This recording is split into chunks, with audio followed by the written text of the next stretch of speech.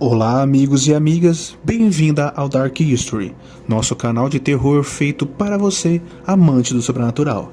A história de hoje acompanha um homem chamado Eduardo Nogueira, que depois de um término de casamento, decide alugar uma casa misteriosa em uma estrada muito velha e antiga. Depois disso, algumas coisas começam a acontecer. Não deixe de se inscrever no canal, curtir o vídeo e compartilhar, para que o nosso canal sempre cresça e que a gente possa trazer ainda mais histórias de terror. Então, sem mais delongas, vamos para a história.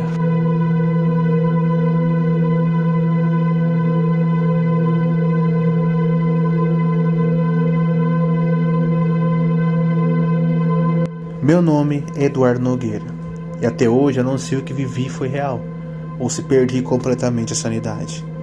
Mas se um dia você estiver dirigindo pela estrada velha de Monte Belo e ver uma casa isolada com a varanda caída, não pare. Por mais curiosa que pareça, apenas siga em frente. Tudo começou no inverno de 2017, depois do fim do meu casamento. Eu precisava recomeçar. Meus dias eram uma sequência de silêncio e vazio. Então, quando vi um anúncio de uma casa antiga para alugar, preço baixo, local tranquilo, decidi ir ver. Era exatamente como eu procurava: isolamento. A estrada que levava até ela era estreita e coberta por árvores, formando um túnel natural de galhos. O carro sacolejava sobre o chão de terra e quando mais eu avançava, mais o sinal do celular desaparecia. No final da estrada, lá estava a casa velha, porém imponente, telhado escurecido, pintura gasta e janelas altas. A varanda rangia com o vento, como se a própria madeira respirasse. O corretor era um homem de aparência doente, pálido, com as mãos sempre trêmulas. Lembro bem da primeira coisa que ele me disse: "A casa é boa, mas não durma no quarto dos fundos." Ri achando que fosse brincadeira, mas ele não riu. Disse que o antigo morador, um senhor chamado Amaro, havia morrido ali, de causas naturais. Mesmo assim, algo na maneira como ele evitava olhar para o corredor me fez sentir um arrepio que não conseguia explicar. Assinei o contrato naquela tarde e foi assim que comecei o pior capítulo da minha vida. Nos primeiros dias, nada de normal. A casa era fria e úmida, mas silenciosa. O tipo de silêncio que parecia te escutar de volta. Na terceira noite, porém, acordei com o som de passos lentos vindo do corredor. Passos arrastados, pesados, como se alguém deslizasse os pés sobre o assoalho. Levantei, abri a porta e iluminei com o celular. Nada. Mas no chão, coberto por uma fina camada de poeira, vi marcas de pés descalços. Pés de alguém, muito magro. Os dedos eram longos e o arco do pé fazia uma curva normal.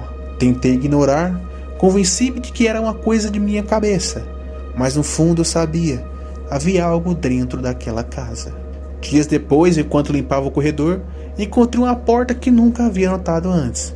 A fechadura estava enferrujada e a madeira parecia selada pelo tempo. Curioso ou burro, decidi forçar até conseguir abrir. O cheiro me atingiu como um soco. Era algo doce, mas podre, como folhas velhas misturadas com carne apodrecida. O cômodo era pequeno. Havia apenas uma poltrona gasta voltada para a janela, e nas paredes centenas de riscos feitos com algo pontiagudo. Eram marcas agrupadas em 5, como se alguém tivesse contando os dias ali dentro. No chão, encontrei uma pequena caixa de madeira. Dentro, uma fotografia em preto e branco. Um homem de terno magro sentado naquela mesma poltrona, encarando a câmera com um olhar vazio. No verso estava escrito à mão: Amaro, 23 de julho de 1958. Ainda está aqui. Fechei a caixa e saí dali imediatamente. Naquela noite o som dos passos voltou, mas agora eles paravam sempre em frente à minha porta. Eu podia ouvir uma respiração, lenta, ruidosa, como se algo esperasse eu dormir. Certo dia voltei ao quarto para tentar entender o que estava acontecendo, mas encontrei a poltrona virada, agora apontada diretamente para a porta e não mais para a janela. A fotografia não estava mais na caixa, e na poeira do chão escrito com dedos trêmulos: "Deixe-me em paz." O cheiro se espalhou pela casa inteira. À noite eu ouvia passos no telhado, no porão, até mesmo dentro das paredes.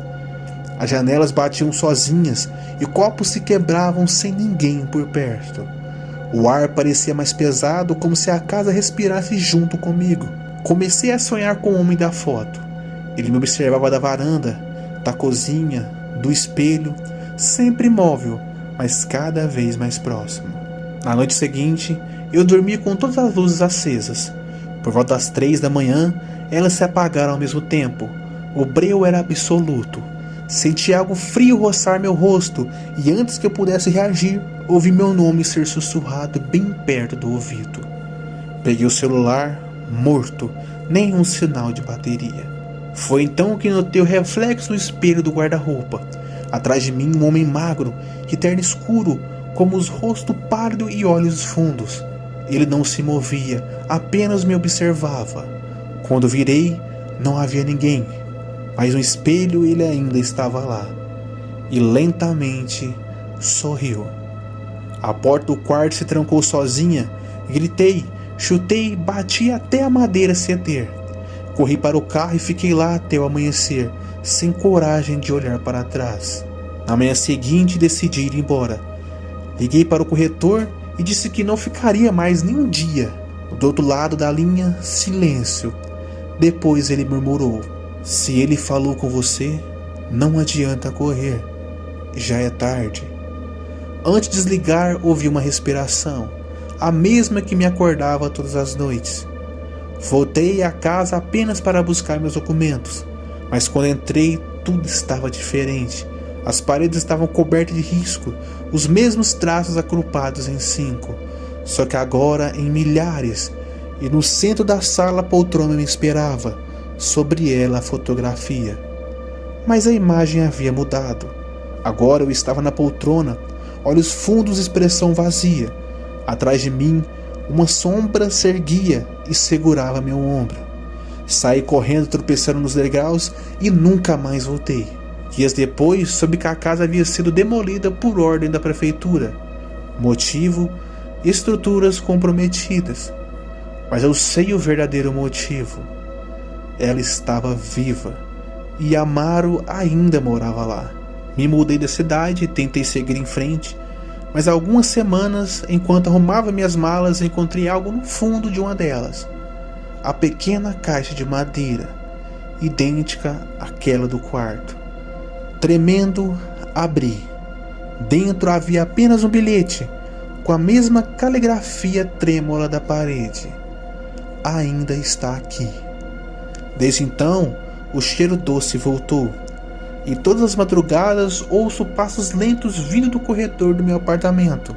Eles param sempre diante da minha porta, e por um instante o ar fica pesado. É como se alguém respirasse do outro lado, esperando o momento certo para entrar.